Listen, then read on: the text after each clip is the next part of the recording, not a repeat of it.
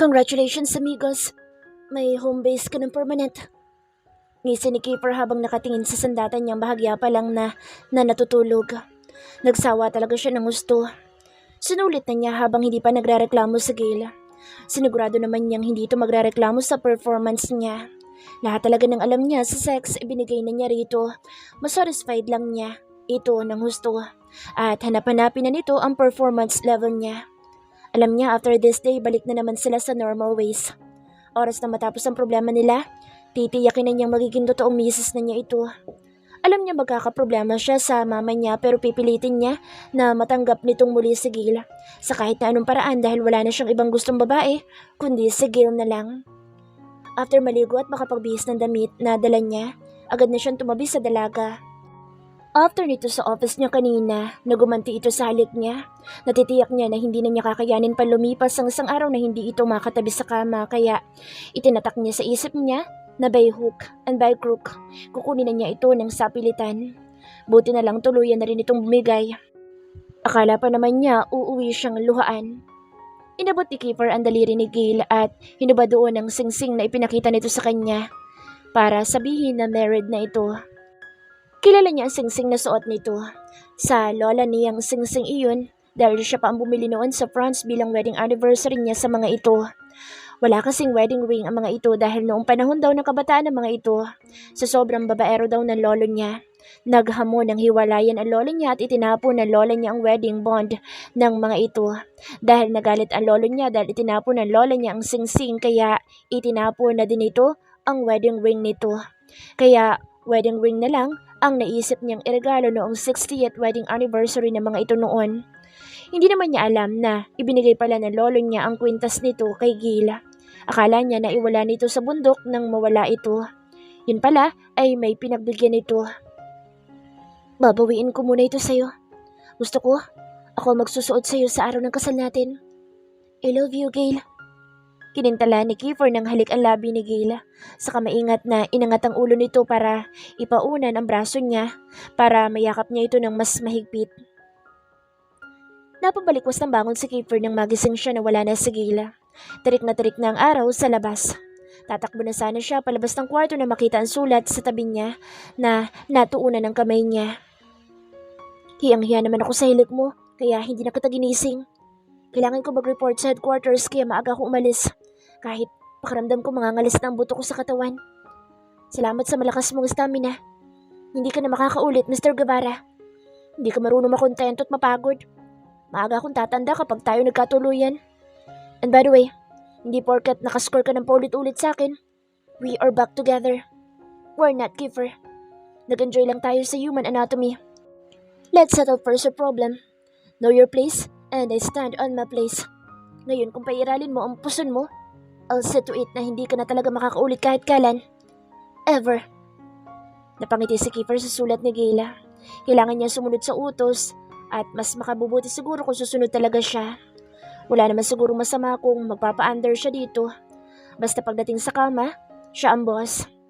Abot ang tenga nang umiti si Kiefer na pumasok ng banyo. Kuya, kapag hindi pa tayo kumilos ngayon, baka maunahan tayo ng babae na yun. Member pala siya ng underground. Sasabi tayo kapag nagkataon.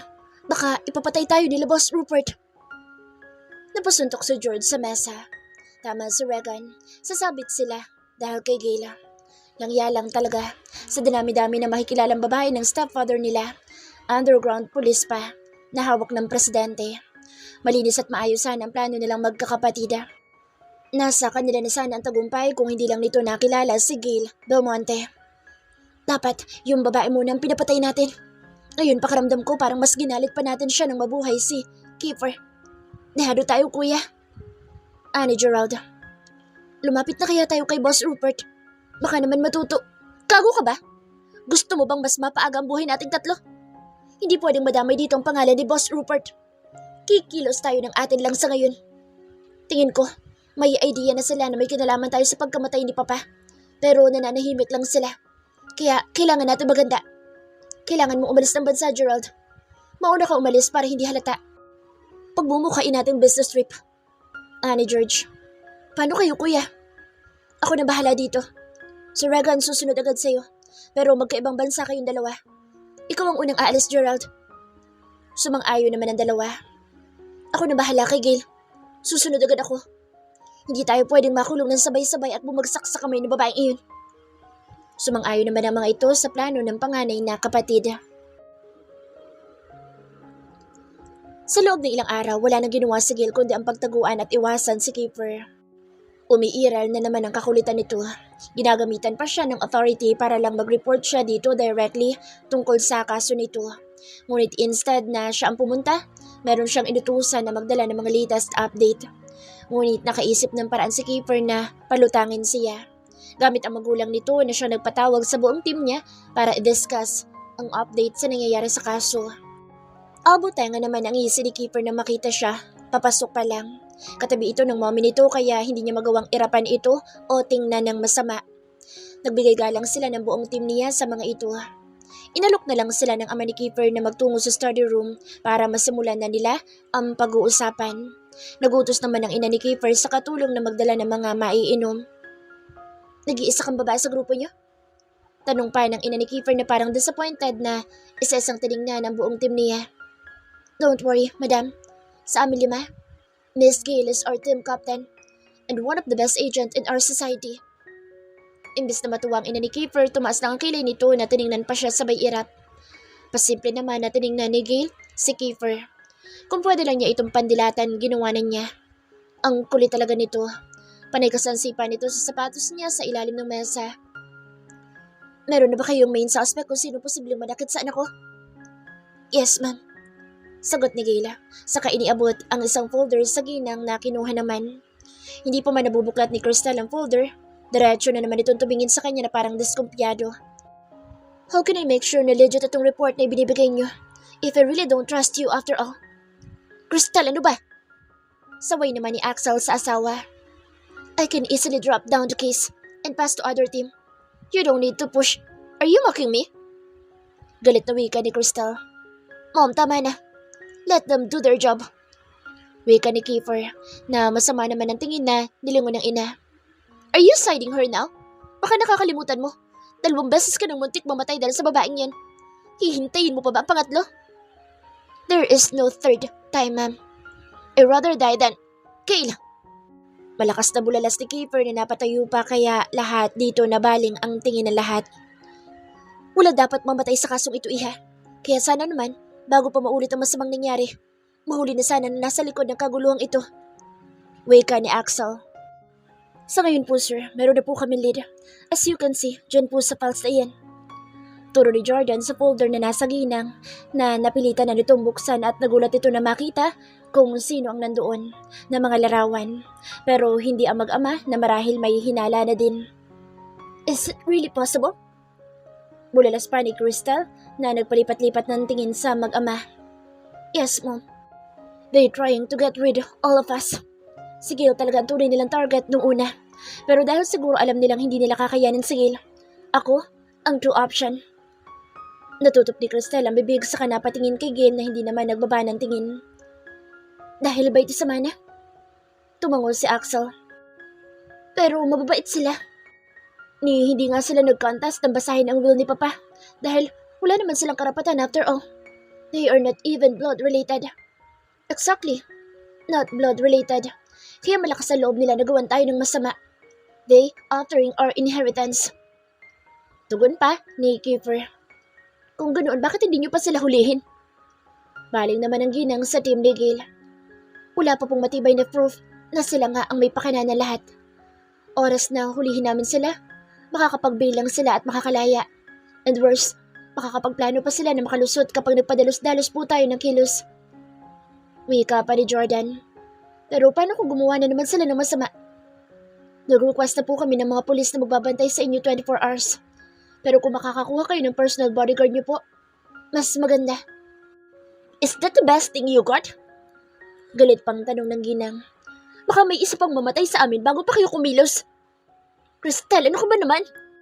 Nagsasabi lang ako ng posible mangyari kung mag-aabang lang sila. Axel! Galit na wika ni Crystal. Magsasalita na sana si Gail na mag-ring ang phone niya kaya nag-excuse muna siya sandali para kausapin ang chief nila. Sandali lang siyang nakapag-usap saka bumalik sa harapan ng mga ito. Na-hold sa airport si Regan. He's trying to skip abroad. Pagbibigay alam ni Gil sa mga ito.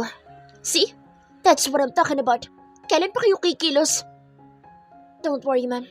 Naka-report na po silang tatlo na hindi sila pwedeng lumabas ng bansa sa kahit na anong dahilan. Ano, gano'n lang yun? Gusto nang mapiko ni Gil sa ina ni Kiefer pero kailangan niya magtimpi.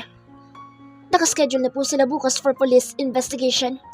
Hinihintay na lang po namin ang document para imbitahan sila sa police station. Marahas na napabuga ng hangin sa kristal sabay ilim. I'm really disappointed. Wika pa nito sabay tayo at nag-walk out na. I'm really sorry for that. Nahiyang po umanihi ni Axel sa kanila na tinanguan lang ng buong team niya. Na nagpasya na din na magpaalam sa mga ito after mag-update pa ng ilang bagay na tahimik naman pinakinggan ng mag-ama. Gil. Tawag ni Kiefer sabay pigil sa braso niya nang pasakay na siya sa motor niya. Napahinto naman ang mga team niya na papasok na din sana sa dalang sakyan ng mga ito at napatingin sa kanila. Sige na, mauna na kayo sa headquarters. Susunod ako agad. Wika niya sa mga ito na tumango naman sa kanauna nang umalis. Why are you avoiding me? Hindi pa ba obvious? Because of this, you are being clingy. No, I'm not. Defensive na sagot ni Kiefer na bahagya pa lumayo sa kanya na may kalahating di pa. Nakita mo ba kung paano ako tingnan ng mommy mo? Narinig mo ba kung paano niya ako i-degrade? Tingin mo papayag siya kapag nalaman niya na may namamagitan sa ating dalawa? Mariinawi ka pa ni Gila. Hindi palang malinaw sa kanya lahat ng nangyayari. Once she realizes it, she will regret how she treated you. Can you just be patient with her? Mabait si mommy. So easy to deal with. Marami lang na hindi maganda. There is no us Kiefer. Wika ni Gil na ikinaumid ng dila ng binata. I told you, hindi ko ugaling makapagbalikan sa ex ko. Pero paano yung nangyari sa atin? Ganoon na lang ba yun? Pagak na tumawa si Gil. Kung makapagsalita ka para walang babaeng dumaan sa buhay mo at tumiga sa kama mo, hindi ka pa ba masaya na ikaw nakauna sa akin at ikaw lang din ang lalaking pinapayagan na madala ako sa kama? Hanggang doon na lang yun, Kiefer. No, ayoko. Mariinaway ka ni Kiefer. Wala sa iyo ang desisyon, Kiefer.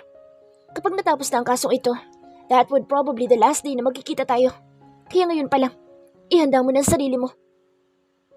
Naniniwala ako na mahal mo ko at panghahawakan ko yun. No matter what. Nagpapagod ka lang. Bahala ka. Wika ni Gil, saka tuluyan nang sumakay sa motor niya at isinuot ang helmet saka umalis.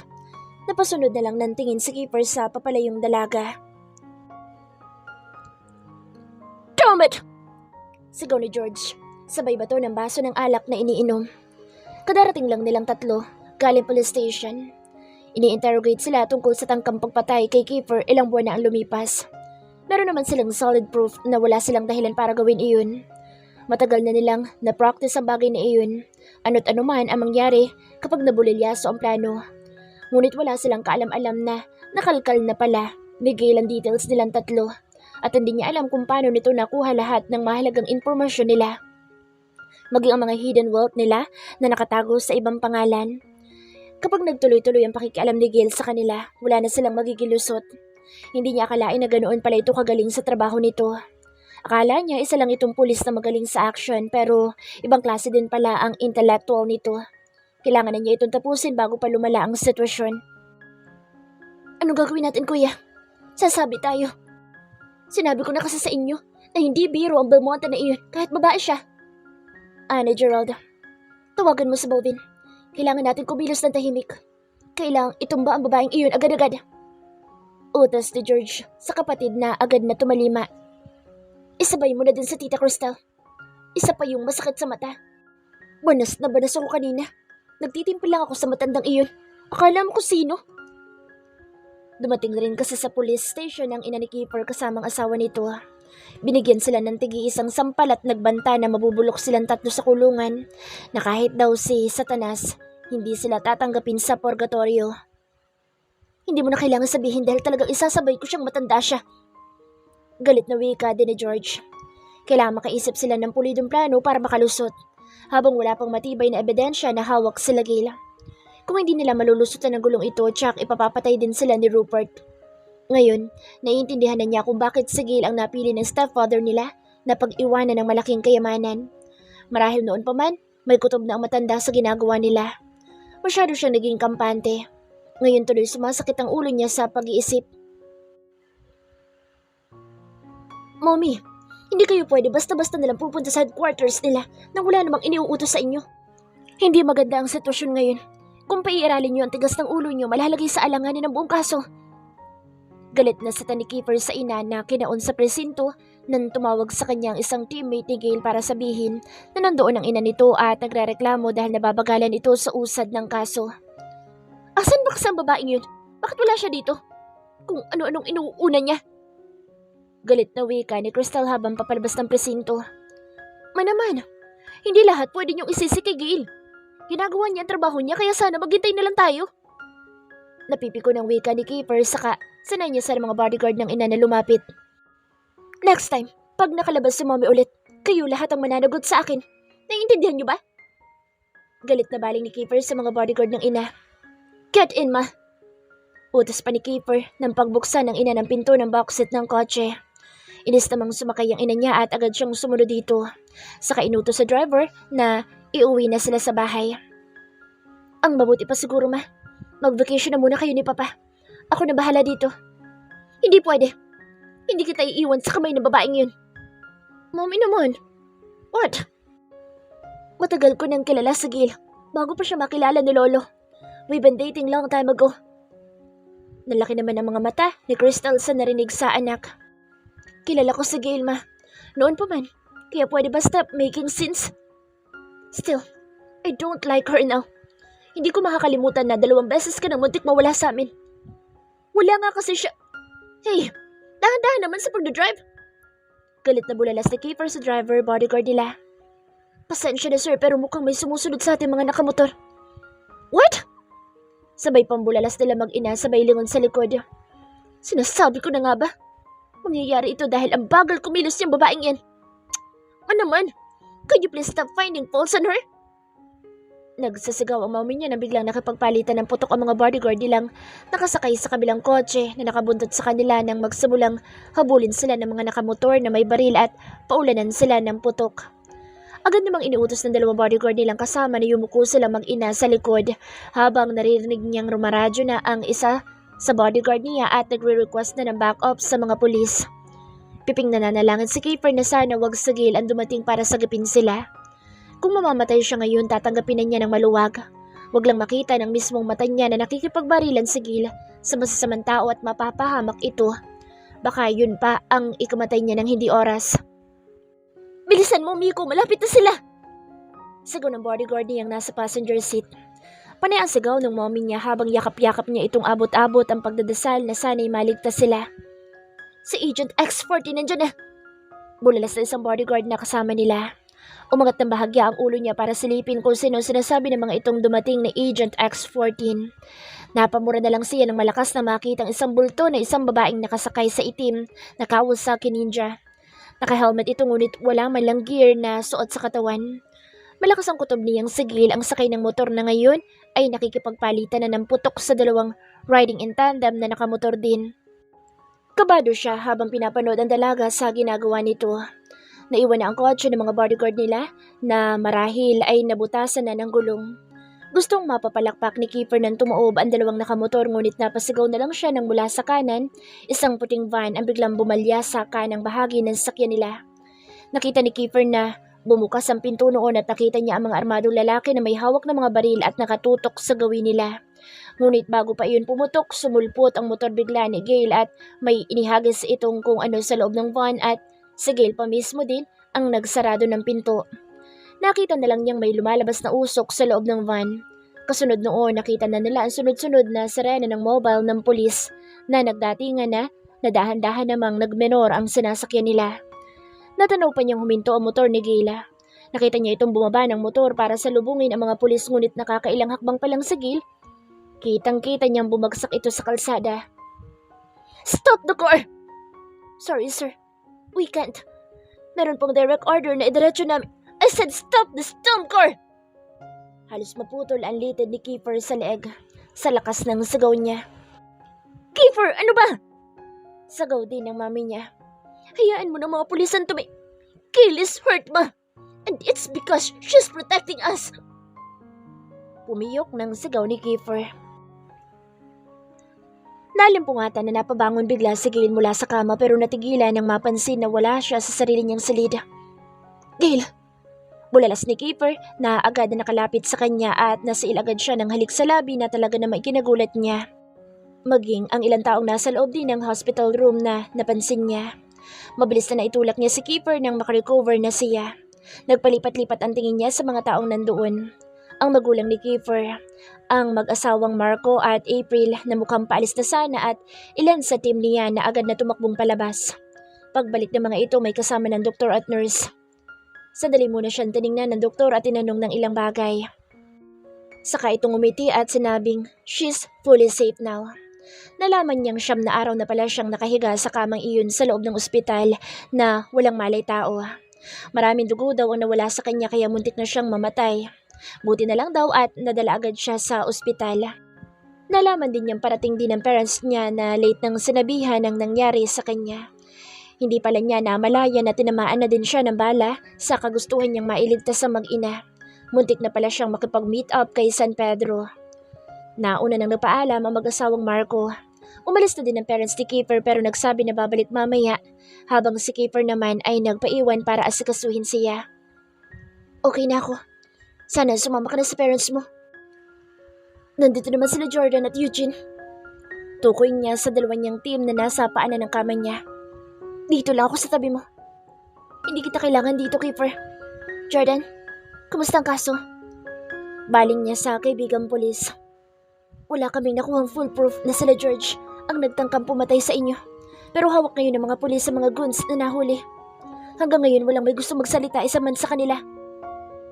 Magpakasal na lang tayo nung matapos na ito. Sabay-sabay silang napatingin kay Kiefer na bigla ito magsalita. Dahil lang sama na kaya nagsimula ang lahat ng ito. Kung magpapakasal tayo at bubuo ng pamilya, magpapabalik sa amin ng mana.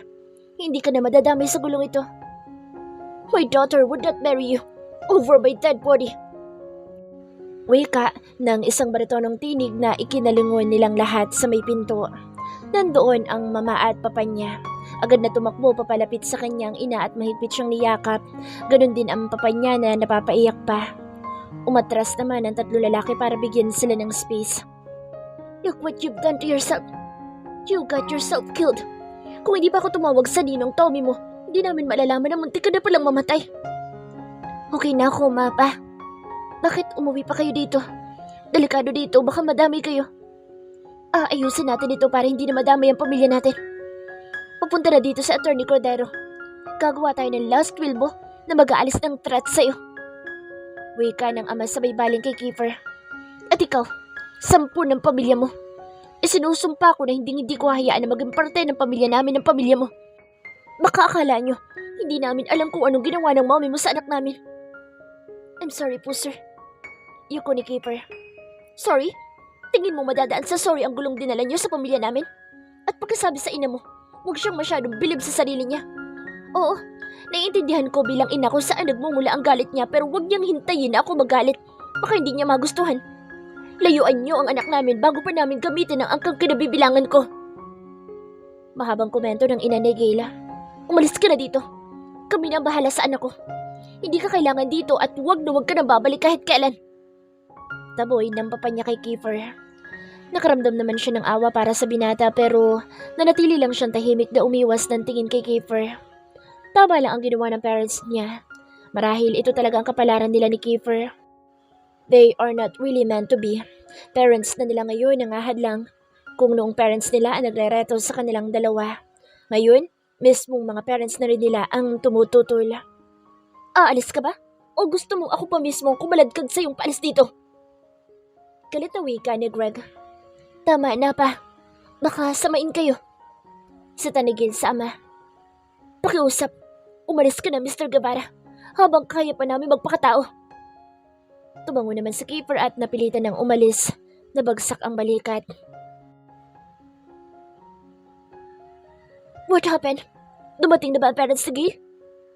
Tanong ni Axel sa anak nang puntahan ito sa silid nito. Nakaupo lang si Kiefer sa full carpet na sahig ng magaran niyang kwarto at may baso ng brandy sa tabi niya at bote ng alak na nangangalahati na. Anong oras na ba, Dad? It's past 7 p.m. I'm late. Wika ni Kiefer na lasing nang tumayo na nagpasuray-suray na ng tayo. Late tour. May last game kami ngayon sa PBA pa. Absent na naman si Marco kakahanap sa mahal namin sa April. Luka-luka ka sa babaeng yun. Pakipot masyado, mahal naman yung kaibigan ko. May paglayas-layas pang nalalaman. Binabaliw lang niya sa lungkot si Marco. Kiefer, lasing ka na.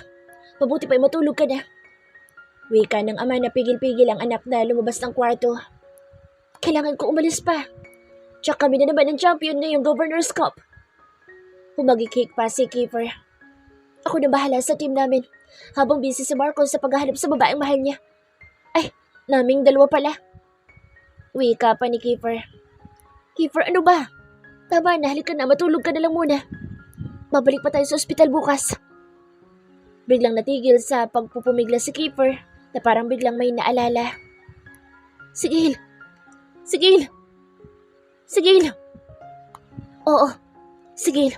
Kaya magpahinga ka na para may lakas ka bukas. Bakit ba naman kasi nagpakalasing ka ng sobra? Sa tanang ama. Kailangan kong puntahan si Gail, Dad. Itatakas ko siya sa parents niya. Wika ni Kiefer na mas lalo nagwala sa pagkakahawak sa ama.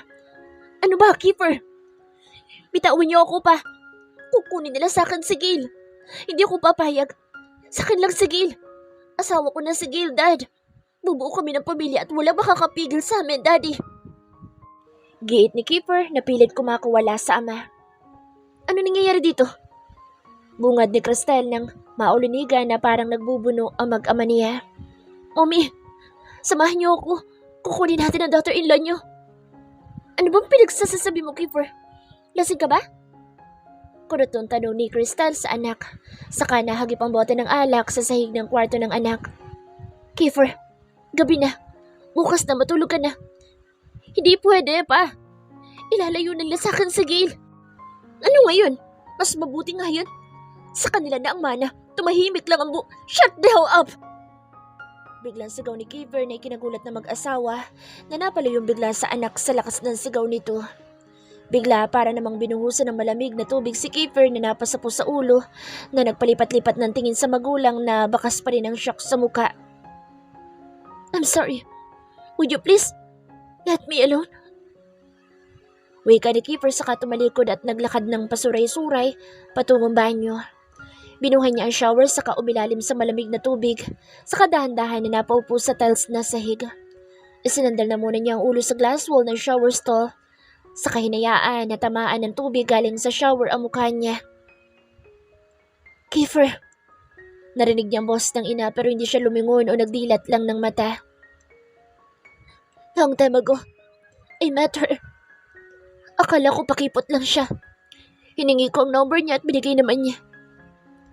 Sandaling huminto sa pagsasalita si Kiefer nang maalala na tindahan ng ataulang binigay na number ni Gail sa kanya. She gave me funeral home's number. Hindi na siya mabura sa isip ko.